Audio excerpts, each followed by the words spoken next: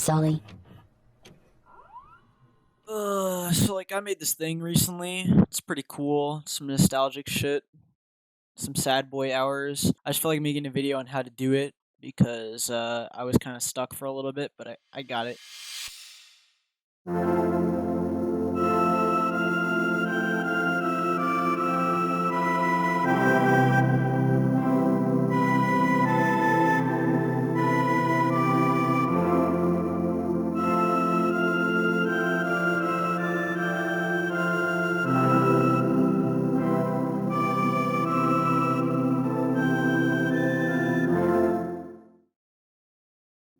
That's basically it.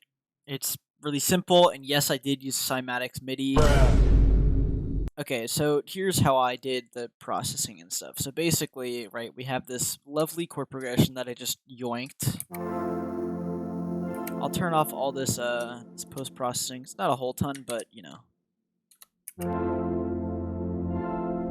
Basically what I'm doing is I have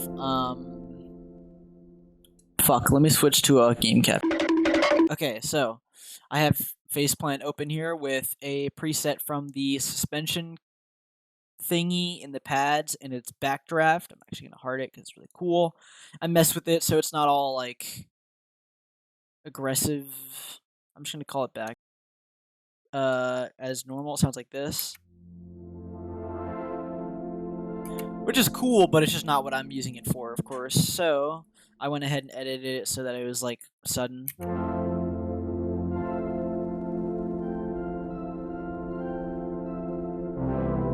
And it already has a lot of really nice stuff to it, like analog should. It's got some randomness to it.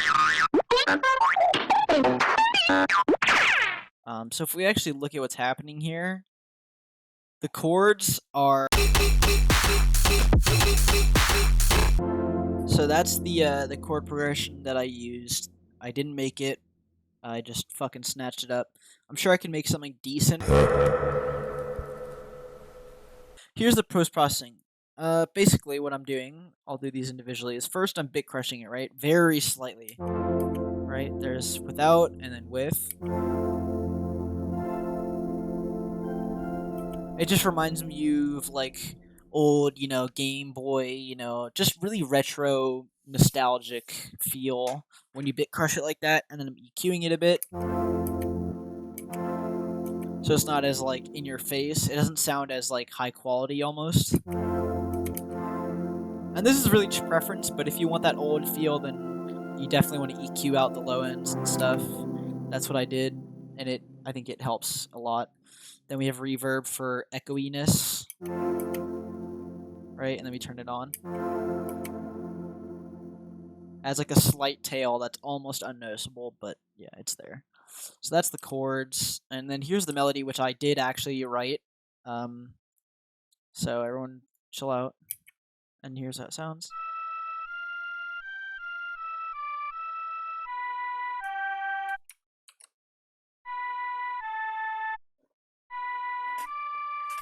So it's this very retro sounding synth, and it's again a faceplant preset that I was just looking through, and it's actually a pad. So once again, I'm going to save this here so that I have my version of it. So here's what it actually is.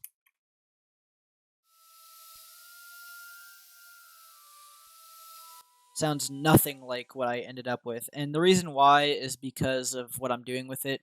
Basically, if I remember correctly, I took off all the filtering and noise. So like this cutoff here, I'm just increasing this, so you actually get that high, and then of course I'm decreasing the attack, so it's a lot more instant, turning down the release, and then turning off delay and reverb.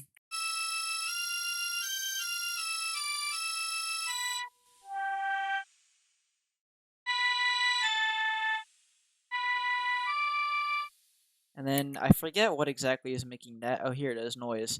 Noise, goodbye. And then you basically have what I ended up with. We'll actually bring up mine while this is playing to see how different it is.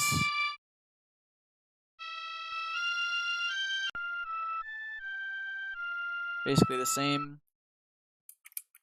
And So what I'm doing then is I'm once again bit crushing for that retro,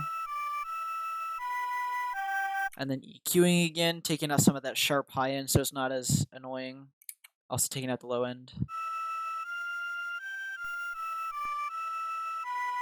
And then reverb for that tail at the end.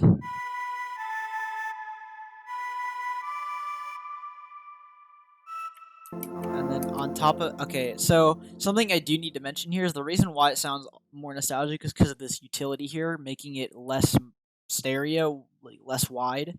So if I turn this off, it's like it still sounds cool, but it's just a little bit like it has like kind of a weird modern feel, which is not what I was going for. I'm going for very retro. So I just made it 50% less wide or 50% more mono. And this, I mean, this just sounds like a game that would be on like the fucking SNES or some shit, some Zelda shit. You already know what it is. That's pretty much it. I mean, shoot, it's really simple. It's just a lot of people try too hard and they end up making something that sounds too modern. But yeah, I mean, this is how I did my little thing. Hopefully this helps, I guess. I mean, yeah.